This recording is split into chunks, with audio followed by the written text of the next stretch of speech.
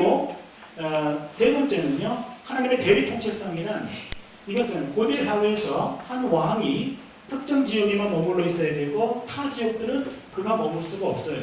그러게 먼 지역에서는 그 임금의 동상을 만들어 놓습니다. 그러면 그 동상을 보면서 그 지역 사람들은 우리의 통치자가 저분이구나 라는 것을 깨닫는 거죠. 그래서 하나님은 이 자연세계를 만들어 놓고 하나님의 형상대로 나의 통치권을 발휘하도록 인간을 만들어 놓은 겁니다. 그러니까 인간은 하나님으로부터 통치권을 위임받아서 피조물을 다스리는 겁니다. 그리고 모든 피조물은 인간이 관리인으로서 자연을 통치합니다. 또 하나 중요한 것은 인간을 통치하라고 하나님이 말씀하신 적 없어요. 굉장히 중요해요.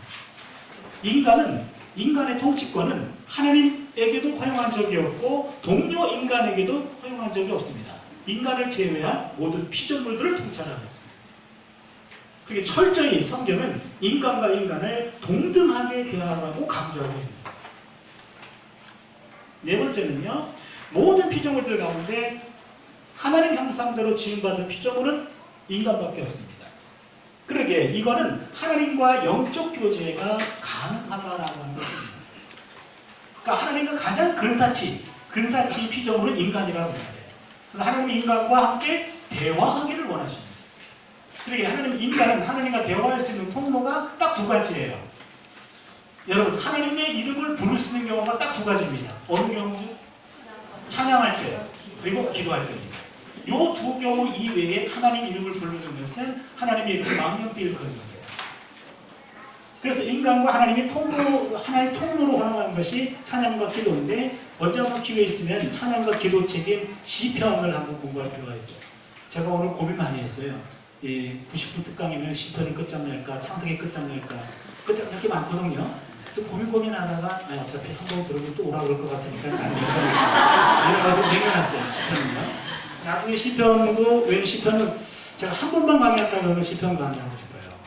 왜냐하면 시편은 주전 1000년 다윗 시대 때부터 나온 거잖아요. 1000년부터 지금까지 3000년 동안의 영성이 남겨져 있어요.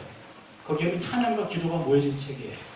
여러분 기도할 때 여러분의 언어보다도 시편에 있는 언어를 빌어서 해보세요. 그럼 하나님이 수천 년 동안 들어왔기 때문에 훨씬 익숙해져 있어요. 우리의 심령을 그대로 표현하는 게 시편이에요. 그러기에 시편만 읽어보면 내 마음을 그대로 표현했어요. 찬양이건 기도건. 내 마음을 다윗의 입에 빌어가지고 그 언어를 올리면 하나님이 익숙해 있기 때문에 더 빨리 응답하신단 말이에요. 그래서 우리가 한번 찬양과 기도의 책인 시편은 나중에 일단 보겠습니다. 그 다음에 인간 창조 부분을 넘어가겠습니다. 인간 창조에서는요, 창세기 2장 7절인데 성경 한번 펴주세요. 같이 한번 읽을까요? 같이 읽습니다. 시작. 땅에 흙으로 사람을 지으시고 생기를 그 코에 불어넣으시니 사람이 생명이 되니라. 아멘. 여러분 펜을 드시고 성경을 좀 수술하겠습니다. 성경을 고치겠어요. 땅의 흙이 아니라 땅의 티끌. 땅의 먼지로 바꿔주세요. 땅의 티끌, 땅의 먼지. 무슨 권위로 성경을 바꾸라고 말씀하실지 모르겠는데 그 정도 권위는 있거든요. 바꾸세요. 좋은 거 할 때요. 여기요. 이 부분이 굉장히 중요한데 인간은 땅 위에 있는 티끌에서 왔어요. 그 티끌이라고 하는 말이 히브리 말로 아파르입니다. 아파르. 거기 써놨죠? 아파르, 먼지 티끌. 그 다음에 그 아파르에다가 그 다음에 숨이 나오잖아요. 생기를 그 코에 불어넣으신 생기란 말이 히브리 말로 느시마. 이게 숨, 호흡입니다. 그러면 인간은 티끌, 땅 위에 떠다니는 흙먼지와 그 다음에 하나님의 숨이에요. 하나님의 숨이란 말은 이것이 나중에 영이란 말과 동일시돼요. 인간은 물질적 존재와 영적 존재가 영적인 것들이 결합된 존재예요. 그래서 인간은 내 안에 티끌이 있고요. 내 안에 먼지가 있어요. 먼지가 있고 하나님의 숨이, 하나님의 영이 있습니다. 그러기에 하나님의 영이 충만하지 못하면 내 안에 있는 먼지가 가득해요. 먼지가 가득하면 먼지가 나를 주도합니다. 물질이 나를 주도합니다. 그 사람은 먼지 같은 사람, 티끌 같은 사람, 그리고 그런 사람들은 이 땅에 태어나지 않았으면 더 좋았을 뻔했던 사람. 그런 사람이 돼요. 그런 분들 가끔 있잖아요. 어떻게 저 인간이 왜 태어나가지고 인간들을 괴롭히는지.